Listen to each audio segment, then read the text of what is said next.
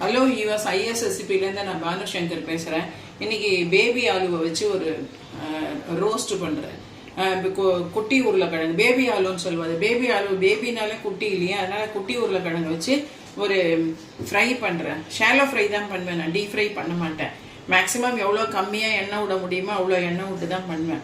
அதுக்கு என்ன தேவையான இன்க்ரீடியன்ஸ் பார்க்குறேன். இப்போ இதில் உருளைக்கிழங்கு வேக விட்டு உரிச்சு எடுத்து வச்சுருக்கேன். நான் நல்லா அந்த கிள்ளுப்பதான் தோல் உரிக்க அது போதும். ரொம்ப குழைய வேக விட்டாலாம் உங்களுக்கு ரோஸ்ட் கிடைக்காது. அதுக்கப்புறம் தாளிச்சு கொட்ட கடுகு, அதுக்கப்புறம் மஞ்சப்பொடி, அப்புறம் பெருங்காயப்பொடி, மிளகாப்பொடி, சால்ட், இவ்வளோதான் இதுக்கு தேவை. இப்போ நான் இந்த இலுப்பச்சட்டியில் ஒரு குழுக்கரண்டி கூட இல்லை, ஒரு அரை குழுக்கரண்டி எண்ணெய் விட்டுருப்பேன் நான். இதை பாருங்க, இதால் பெரிய இந்த பருப்பு எடுக்கிற கரண்டியால் ஒரு அரை குழுக்கரண்டி விட்டுருப்பேன் எண்ணெய், அவ்வளோதான். சப்போஸ் வேணும்னா நான் இன்னும் கொஞ்சம் ஆட் பண்ணிப்பேன், மொத்தமாக முதலையே போட மாட்டேன். இப்போ இந்த எண்ணெயை காய வச்சு வச்சுருக்கேன். இந்த பாருங்க, இந்த கடுகு வெடிக்கணும். இதுக்கு கடுகு கொஞ்சம் போட்டால் போதும் பேருக்கு, இல்லைன்னா அடியில் தங்கிடும். அது நம்ம ரோஸ்ட் பண்ணும்போது எல்லாம் அடியில் தங்கி போயிடும் அப்படியே.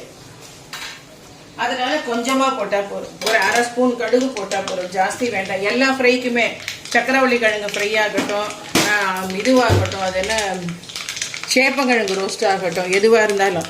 இப்போ இது வெடிச்ச உடனே இதை சிம்மாக்கிடுங்க. சிம்மாக்கிட்டு இதில் பெருங்காயப்பொடி போட்டுருங்க முதல்ல.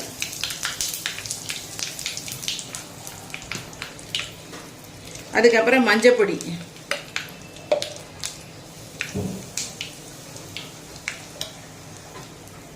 அதுக்கப்புறம் மிளகாப்பொடி. இது நல்ல காரம், காஷ்மீரி, இது எவரெஸ்ட் திக்காலால் இது, அதனால இதை பார்த்து போடணும். இதெல்லாம் போட்டதுக்கு அப்புறமா இந்த உருளைக்கிழங்க போட்டுடணும். போட்டு அடியிலேருந்து ஒரு 2 கலரை இப்படி கலரிடணும். இப்படி கலரினதுக்கு அப்புறமா இதுக்கு உப்பு போடணும். உப்பெல்லாம் நான் சின்ன ஸ்பூன் தான் போட்டிருக்கேன், எப்பவும் சொல்கிறது தான். இந்த இப்போ இது ஐஸ்கிரீம் ஸ்பூன் தான் போடுவேன். இதுக்கு எவ்வளோ உப்பு தேவையோ அதை போட்டுடணும். வேணும்னா இன்னும் கொஞ்சம் ஆட் பண்ணிக்கலாம் நம்ம.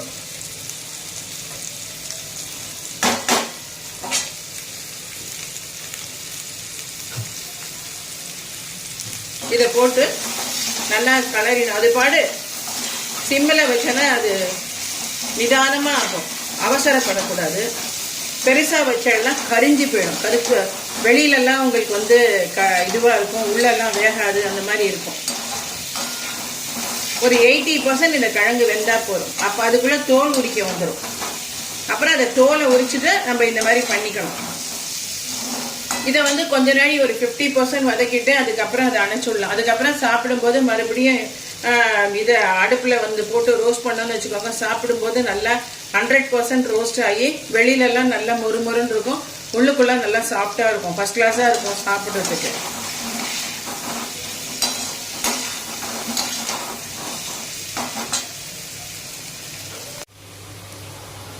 இப்போ பாருங்க, இது நல்லா ரோஸ்ட் ஆகிடுது. 50% வதக்கிட்டு அணைச்சிட்டேன். இப்போ சாப்பிடும்போது இன்னும் கொஞ்சம் வதக்கிட்டேன். எவ்வளோ மொறுமொறுன்னு வந்திருக்கு பாருங்க. ஜாஸ்தி எண்ணெயும் விடலை, இதுக்கு வேணுங்கிற எண்ணெய் தான் விட்டுருக்கேன். இதை விட குறைச்சானாக்கா அது ரோஸ்ட் ஆகாது. பாருங்க, மேலெல்லாம் நல்லா பொறுன்னு வந்திருக்கு, கிறிஸ்பியா. உள்ளுக்குள்ள சாஃப்டாயிடும். இதை பாருங்க, பத்தெல்லாம் உள்ளுக்குள்ள எவ்வளோ சாஃப்டா இருக்கு. இப்படிதான் இருக்கும். இது நல்லா இருக்கும். இது இந்த மைசூர் ரசத்துக்கு, பொரிச்ச ரசத்துக்குலாம் இந்த மாதிரி ரோஸ்டட் பாஜி வச்சு சாப்பிட்டானாக்கா நல்லா இருக்கும். அது நீங்களும் இதே மாதிரி ட்ரை பண்ணி பாருங்க. ட்ரை பண்ணி பார்த்துட்டு உங்களோட ஃபீட்பேக்கை கமெண்ட்ஸ் பாக்ஸில் போடுங்க. கூடிய சீக்கிரம் இன்னொரு டிஷ்ஷோட உங்களை மீட் பண்ணுறேன். அதுவரை உங்களிடமிருந்து விடை பெறுவது IS recipe Banushankar. Bye by.